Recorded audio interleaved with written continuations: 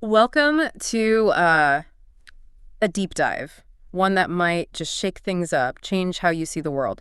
We're diving into the work of Kapil Gupta. Oh, yeah, Kapil Gupta. He's a personal advisor, works with some of the most driven people out there, CEOs, top athletes, the kind of folks who have, well, it seems like they have it all. They've made it. Exactly, made it, but still feel like something's missing. Yeah, and, going through the writings you shared with me, what strikes me about Gupta is that he doesn't really offer these easy answers or quick fixes. Right. He goes right to the core, to the heart of human experience, the good, the bad, and even those uncomfortable truths, the ones we try to avoid. Yeah, and one of the things that really grabbed my attention was this idea of nectar. If you ever felt that pull, almost like a magnet, Yeah, towards certain things, could be activities, people, even work, the kind of things that make you feel, well, truly alive. absolutely. That's nectar. And Gupta says even those who seem to have it all, they often miss out on it. It's almost like a paradox, isn't it? I mean, Yeah. they achieve these incredible successes. They're at the top of their game. At the pinnacle. But they still, they yearn for something more. And Gupta argues that's because they've fallen into this trap.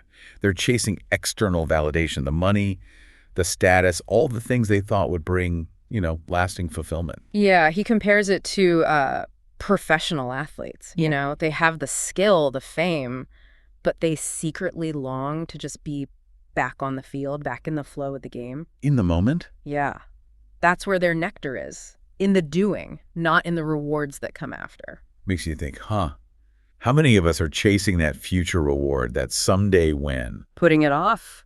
at the expense of finding that joy now in the present moment? It's like we're all building these elaborate lives, so carefully crafted, but we're building them on, well, what Gupta calls a fault line. A fault line. Yeah, we want control, security, we want to know what's coming. But in reality, I mean, we're always at the mercy of events. That illusion of control. Right. He uses this really powerful analogy. He talks about a city built right on top of an earthquake zone. Oh, wow. And we spend all this time, effort building these intricate systems, routines, but then we act surprised when the ground shakes beneath us. When the earthquake hits. Exactly. And here's the thing, the earthquake, it's inevitable. Life will always throw curveballs. It's gonna happen. And Gupta says it's our understanding of that determines how we react, whether we're devastated by those events or, as he puts it, simply feel wet. Just feel wet. Yeah. Think about it in your own life. Yeah. Have you ever, built something carefully, put all that time and energy into a plan, Invested yourself in. only to have it disrupted, unexpected events? How did you react? Yeah, and this is where Gupta's ideas they get really challenging. He suggests even the concept of self, how we cling to our identities, it's actually a source of suffering. The no self. Yeah, this idea that true freedom comes from needing nothing and no one. Needing nothing. It goes against, everything we're taught. About building ourselves up. About achieving. Or individual achievement. Yeah, and he uses a very vivid image to describe it. A Christmas tree, weighed down with ornaments. Oh, I like that. Each ornament, it's a belief, an opinion, a need, all the things we hold on to as part of ourself. That make up who we think we are. Right. But what if true freedom, that lightness of being, comes from shedding all of that? Becoming like that unadorned tree, flexible, resilient, able to weather any storm. That image, it really sticks with you. It makes you question all the things we accumulate, not just materially, but, emotionally, mentally, the things that weigh us down. The baggage. Yeah. And then Gupta throws this curveball. He says, everyone is wrong. Everyone. Everyone. What does he even mean by that? Is he just trying to be provocative? I don't think it's about being a contrarian, but it's more about recognizing that most of the advice, all those how-tos and should-dos, they come from a limited understanding of what's truly possible. So if we can't rely on the experts or even traditional wisdom, where do we even begin? Well, that's where Gupta brings in this concept of sincerity. It's not about, following a set of rules or someone else's blueprint for life. Their path. Yeah, it's more about cultivating this deep and honest connection with our own experience. It's our own truth. Exactly. He tells this story about encountering a famous Buddhist monk. This guy was like a celebrity in the spiritual world. Oh, wow. And he was advocating for Vipassana meditation as the path to enlightenment. Okay. And Gupta, always the questioner, he asked this monk, If you've achieved true freedom, why are you still advocating for a method? Why are you clinging to a system? That's a good question. Right. And of course, the monk, well, he doesn't really have a satisfying answer. I can imagine. Gupta's point is Siddhartha, he became the Buddha. He didn't join Buddhism. It's about embodying the truth, not blindly following someone else's path. Embodying the truth, yeah. And that leads us to, this is another fascinating part, his views on success. And he uses this term, the logic of inefficiencies. Inefficiencies. Yeah. He argues that true success isn't about, efficiency or productivity in the way we usually think about it, Traditional sense, yeah. but more about aligning our actions with what truly matters. Okay, so not about squeezing every last drop out of our day. Right. Or optimizing every single task. Well, that's a relief, but how do we even determine what truly matters when, the world's constantly telling us what we should value? That's a good point. And Gupta uses this thought-provoking story to illustrate it. Mm-hmm. He talks about Alexander the Great, on his relentless quest for world domination. Oh, yeah. He encounters an Indian sage. Yeah. And the sage asks Alexander, what would you give for a bottle of water if you were dying of thirst in the desert? If you were desperate. Yeah. So, of course, Alexander, he's desperate. He says he'd give half his kingdom, then his whole kingdom. Makes sense. For a bottle of water. And then the sage, he responds by calling Alexander a fool. A fool? For spending his whole life chasing, worldly power. When something as basic as water is infinitely more valuable in the right moment. Yeah. It's about recognizing the true value of things, not getting caught up in pursuing those things that ultimately don't matter. That makes sense, but how do we apply that in our own lives? How do we avoid, getting so consumed with achieving that we lose sight of what actually brings us joy and fulfillment? Well, Gupta suggests that this obsession with efficiency actually hinders us. Hinders us. Yeah, it keeps us from connecting with our true potential. He believes that this relentless optimization, it blinds us to these simple yet profound experiences that really give life meaning. Those moments of connection, creativity, wonder. The things that just happen spontaneously. Right, when we allow ourselves to, step off the treadmill of, getting things done. He even goes so far as to say that if the reward for an action isn't immediate, the action itself isn't even worth it. That's a bold statement. I know, it sounds extreme, right? Like he's advocating for just pure impulsiveness. I don't think he's advocating for impulsiveness. No. But rather for aligning our actions with intrinsic fulfillment. He challenges us to consider, are we spending our lives chasing delayed gratification instead of finding that joy in the process itself? That's a really interesting distinction. It makes me think about all the things I do out of obligation, out of a sense of should rather than genuine desire. Yeah. And Gupta invites us to ask ourselves, what activities bring us that immediate sense of reward, that feeling of being, fully present, fully engaged in the moment? That's where we're likely to find our nectar. But what about all the things we have to do, the responsibilities, the obligations, the things we just can't avoid in this modern world? Yeah. Well, Gupta, he acknowledges those obligations. It does. But he challenges us to examine the stories we tell ourselves about them. He even uses a very stark example. He talks about reaching a point where nothing matters. Your job, your possessions, even whether your kids listen to you or not. Wow. And he challenges the reader, you in this case, to email him by a specific time. With a plan to make that level of detachment a reality. He actually expects us to email him. No. It's more of a thought experiment, a way of forcing us to confront the possibility of living without all the things we cling to, for security, for identity. He's asking us to imagine a life where the fear of death, the anxiety about the future, the weight of the past, all of it just falls away. It's a provocative way of getting us to question the things we hold so dear. I'm starting to understand how Gupta how he's shaken up the thinking of so many high achievers. His ideas, they're challenging, they're unconventional. They make you think. They force you to look at things from a completely different perspective. And that's just the beginning. There's more. Oh, yeah. He goes on to connect this detachment to the idea that, this world isn't our true home. This world isn't our home.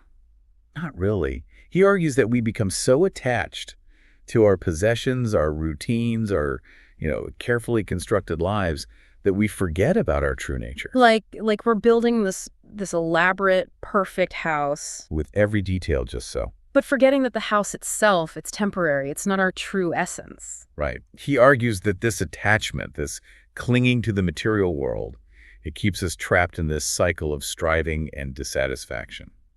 So if the goal isn't to build the perfect house, what is it? What are we striving for if not for these external markers of success and happiness? That's where Gupta's ideas about, well, about knowledge and understanding come in. Hmm. And he makes this rather startling claim that throws a lot of people off. Okay. He says every industry, every expert, everyone is essentially wrong about everything. Okay, I gotta admit, that's a tough one to swallow. Is he just trying to get a rise out of people? Or is there something deeper there? It's not about cynicism. It's more about, well, recognizing the limits of what we can really understand. Our understanding. Yeah. Gupta argues that most of what we call knowledge is, well, it's just recycled information, passed down, shaped by, cultural biases, societal norms. So we shouldn't just take things at face value, even if it comes from experts. Exactly. He challenges us to question everything, to look beyond the surface, and to develop our own understanding through direct experience. Not just book learning. Not just that. He uses this analogy. He says, straight lines, well, they only give the illusion of straightness. Meaning what we think is straightforward, it's often way more complex than we realize. Exactly. He's saying true knowledge, it's not about memorizing facts or following someone else's map. Right. It's about developing a deeper awareness, a more intuitive understanding of how things actually work. But if we can't rely on, the experts or traditional wisdom, where do we even start? How do we cultivate that deeper understanding? Gupta believes understanding comes from stillness, from quieting the mind and observing the world without judgment or preconceived notions. Creating space. Yeah, for genuine insight. He's really big on stillness, isn't he? We talked about it before, how he sees all our distractions as this major obstacle to seeing clearly. Right. He describes our lives as this series of reactions to emails, to headlines, to social media. Constant bombardment. Yeah. And we never stop to question, what's behind it all, the forces shaping our thoughts and emotions. And he brings it back to that illusion of control, right? Yeah. We think we're in charge, but we're really at the mercy of all these external stimuli. Pulling us in every direction. Gupta's advocating for a real shift in perspective. He's not saying we should all become hermits, retreat from the world. Right. But he's saying we need to cultivate that inner stillness so we can see things more clearly, make choices that align with our true nature, and find fulfillment now, not chasing some future happiness. That makes sense, but it's also a tall order, isn't it? How do we actually do that in our busy, chaotic lives? That's where his perspective on transformation comes in. He says a key element is recognizing that we're all essentially artists, creating our lives moment by moment. But we get so caught up in the technique, the how-tos, the rules, that we forget about the real essence of art, which is expression. So it's not about following the recipe. It's about savoring the meal. He makes a parallel between art and enlightenment, saying both require a kind of a death, a letting go of the ego, the need to control. He says true art, it can't be forced. It comes spontaneously from a deep connection with the present moment. It makes you wonder, how much of our lives are we spending trying to force things to happen instead of just letting them unfold?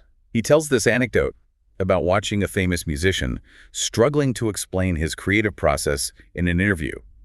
The musician couldn't articulate it because, well, the magic of his music, it couldn't be reduced to a formula. So it's about tapping into that flow state where creation just happens effortlessly. Yeah, and Gupta believes this applies to all kinds of mastery.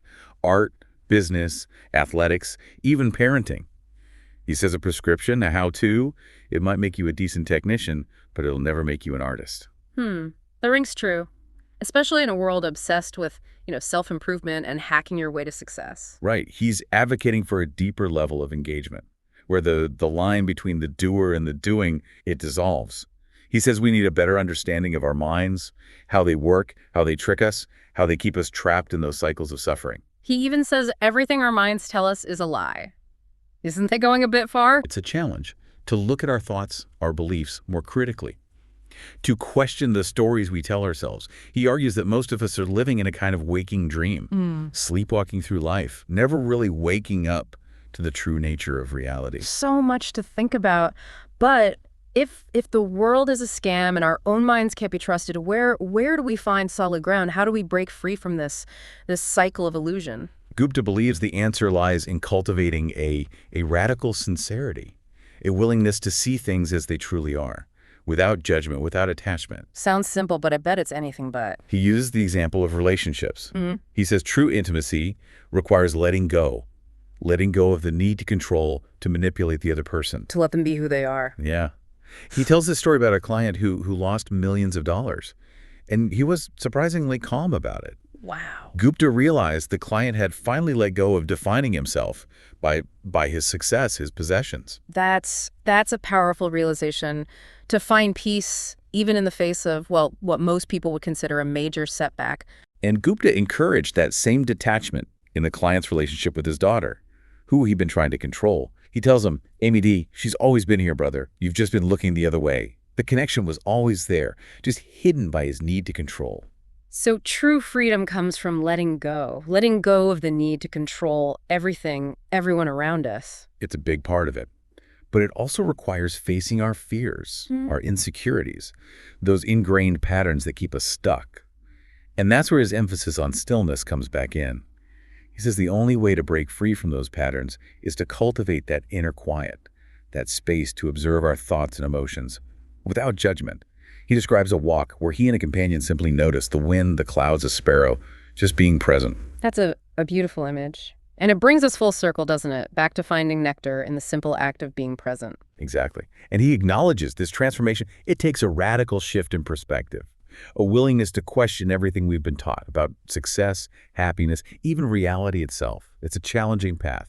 But Gupta believes it's the only way to truly break free from the limits of our minds and experience the full potential of what it means to be alive. Wow. So as we wrap up our deep dive into the world of Kapil Gupta, what's the one thing you hope our listeners take away from this? Gupta leaves us with this question: where will you go in your search for fulfillment? He's not offering easy answers, but he is inviting us to embark on our own journey of self-discovery, one that requires questioning everything, embracing the unknown, and cultivating a deep sincerity in everything we do. It's not an easy path, but the rewards are, well, they're immeasurable. For those willing to take the leap, That's a powerful thought to leave us with. Thanks for joining us on this deep dive. We hope you found it, well, thought-provoking, maybe even a little unsettling. But as Gupta reminds us, true transformation, it rarely comes from comfort and complacency. So go out there, question everything, and see what you discover.